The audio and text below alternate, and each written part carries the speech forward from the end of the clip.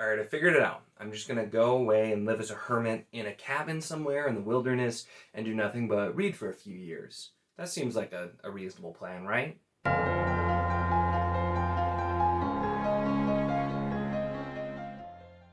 Hello and welcome to my channel.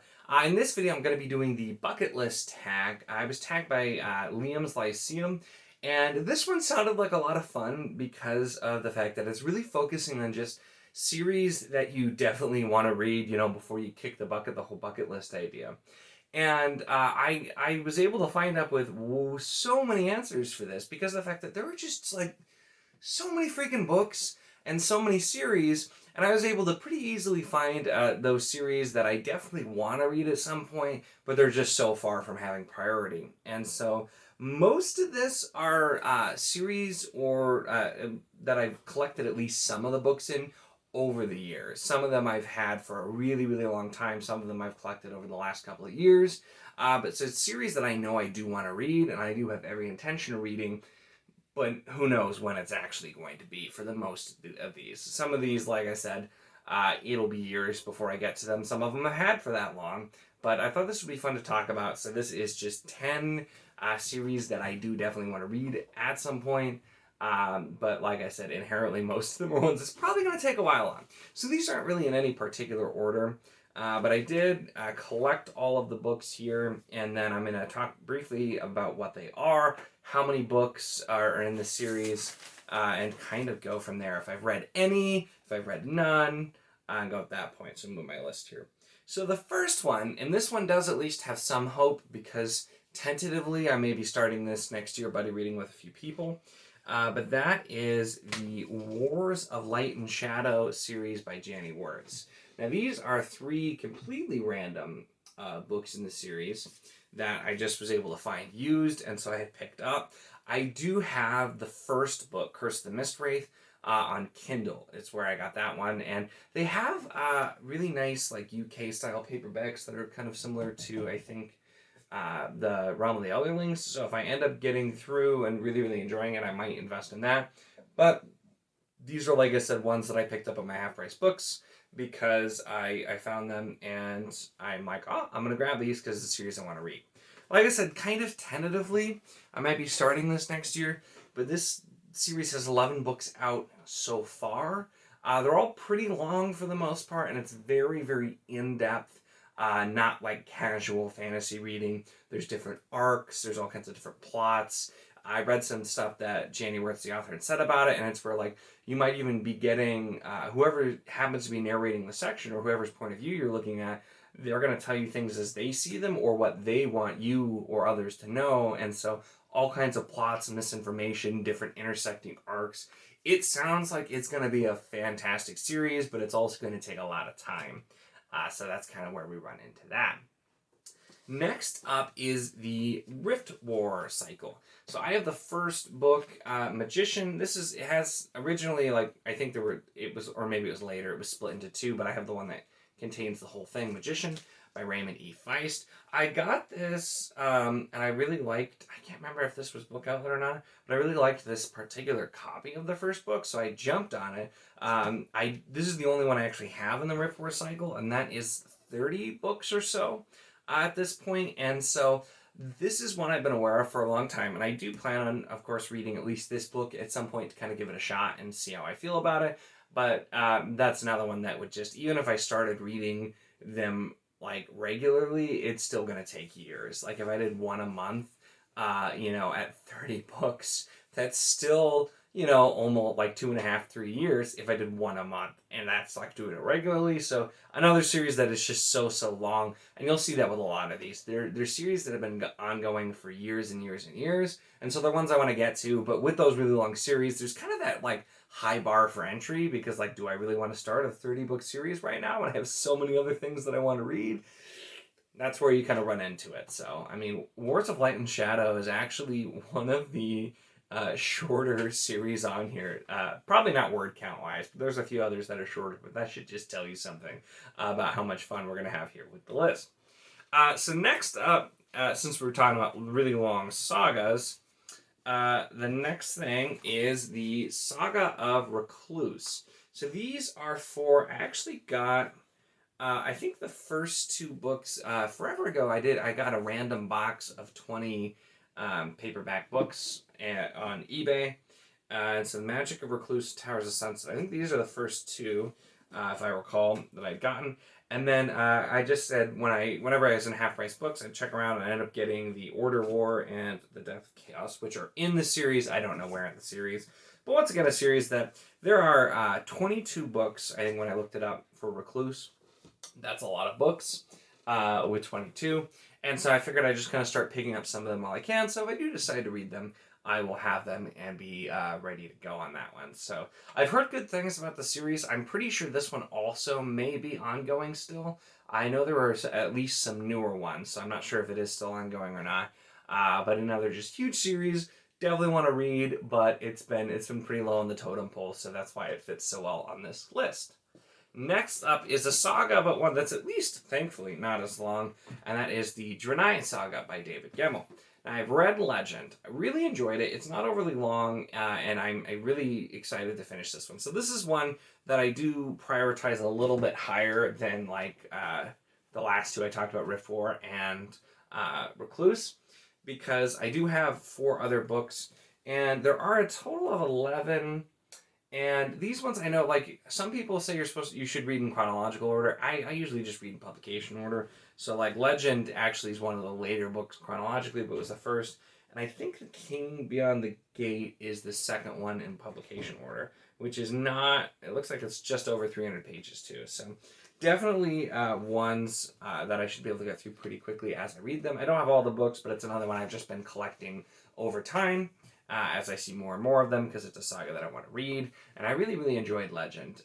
It was just such a different one. It's kind of the retired hero trope, but so much of it's completely different.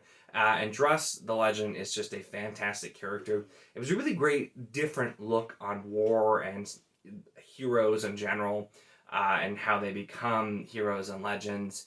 And, you know, what the cost of that is. And it talks a lot about the human cost of war and fighting against the odds, doing it in a way very differently than what you get in a lot of series. So it's one I really enjoyed. So next up, we have, I'm going to say Ryria. When I looked it up, it was called, like, the World of Elon. But so that includes the Ryria Revelations, which I have these 3.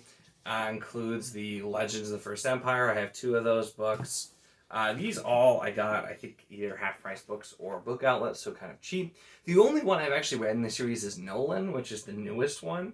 And I have been hearing about Ryria Revelations specifically for years now. I've been hearing a lot of really good things. Ones I definitely want to get. So I have them. I do plan on reading them. Like, each of these, though, are, I think, like 2 books or so. That are in these bind-ups as well. So, granted, some of them might be kind of shorter, but when I looked this up, it said there are 25 books or so that are out now, and this is still absolutely ongoing with Discworld, too. So, definitely will keep me busy for a long time, but I want to get to Ryria Revelations. Legends of the First Empire seems really interesting, too, especially after reading Nolan, which takes place, I think, between these 2 series. So, something definitely interested in. That's another one that's a little bit higher on the priority, but once again, when there's 25 books, it's going to take some time to get through all of that for sure. That's not going to be anything that I'll get through quickly, but hopefully before overly too long. So the next up, I read one Michael J. Sullivan book, but next up we have a series that I have actually made a little bit more of a dent on, and that is the Chronicles of Thomas Covenant. So here I have this really old, nice box set that I originally got at Half Price Books a while back. These I read for the most part really, really early on. It's when I had a channel before I even did video. And I loved this trilogy. The first book, it took me a while to get used to it, and some things that happened, I just like, why are we doing this? The second book was near perfect, and the third book just was perfect in my opinion. It was just written so well.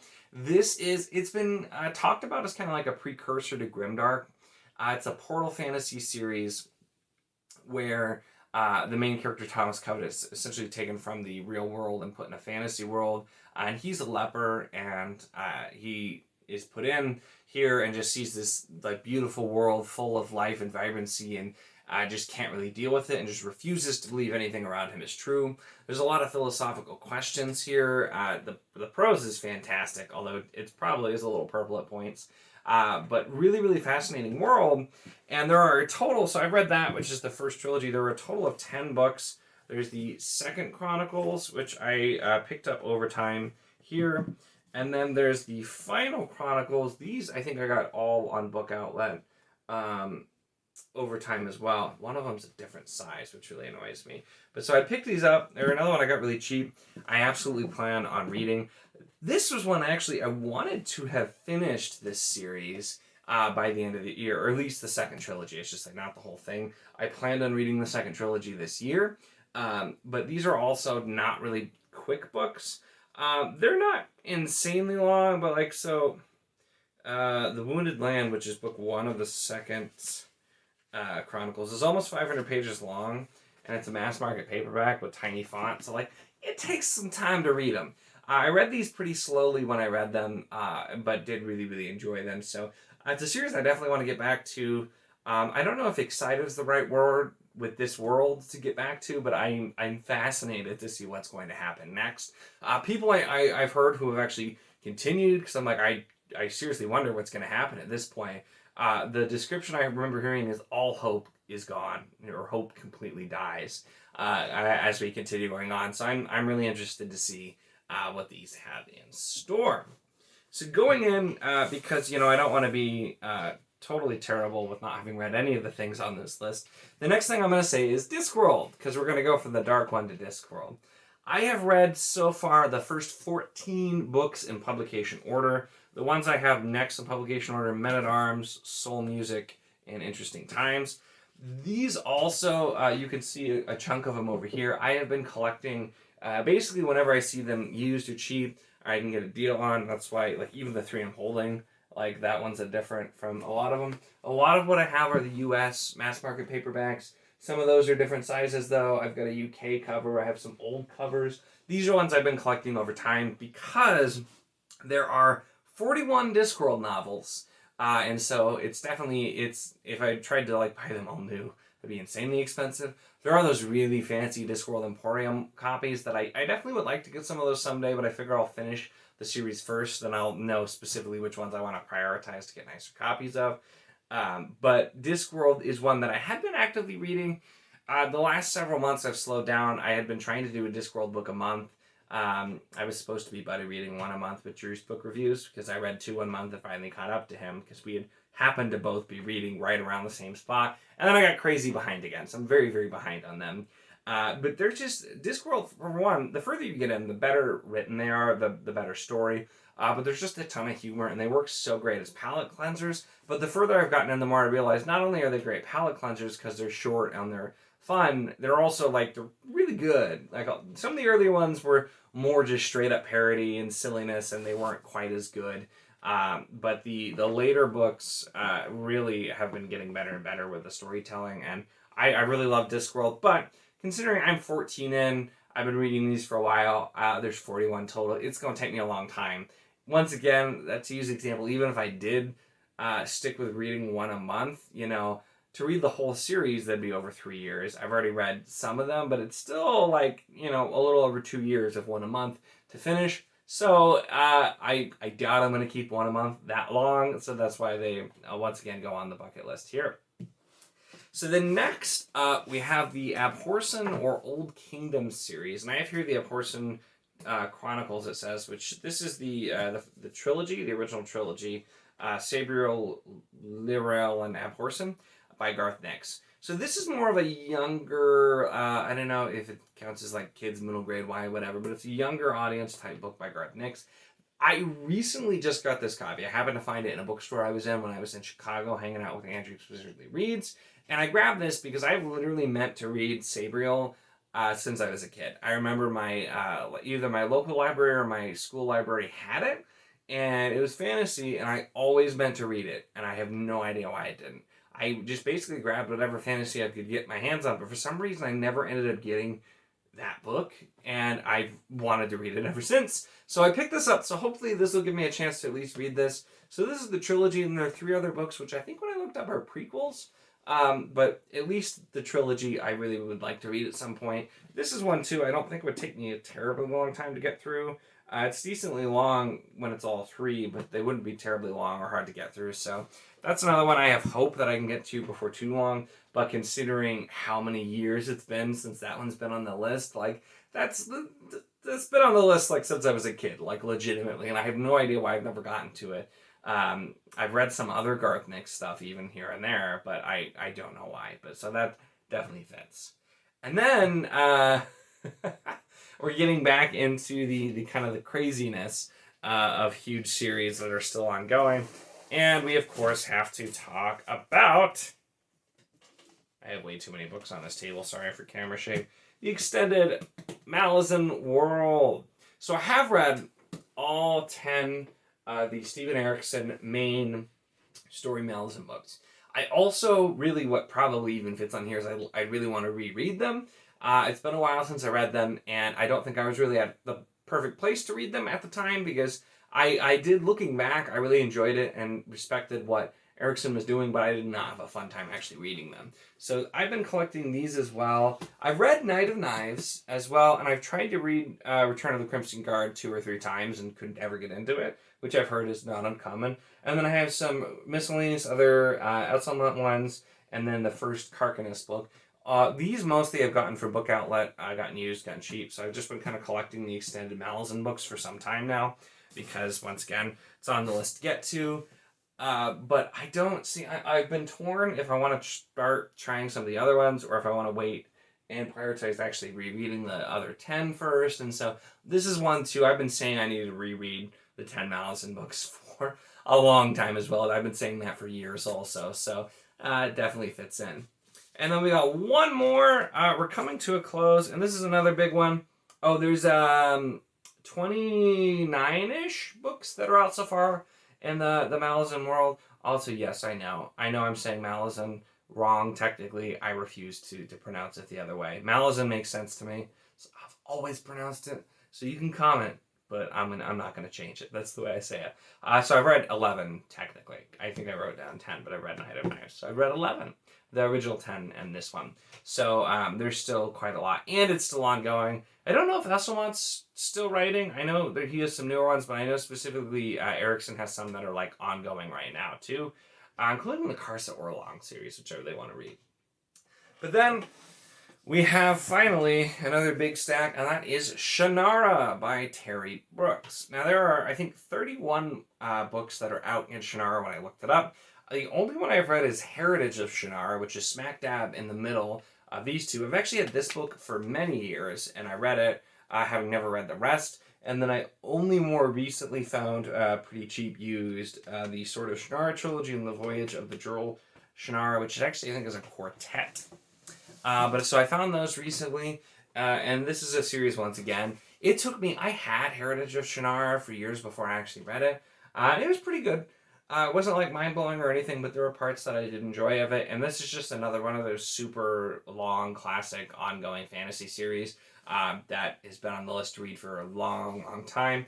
I had a couple of miscellaneous other books. I think I have like the prequel to Sword of Shannara. And I had a couple of miscellaneous ones. I don't know if I still do. But when I got the bind-up versions, I got rid of like the individual books. I think I'll try to stick with bind-ups. Because A, they look nice, and B, it's just easier than collecting individuals. But that's another one of those series. There's so much. I do want to read at least the ones I have, if nothing else. I probably won't get any more without reading the ones I have and seeing if I want to continue with trying.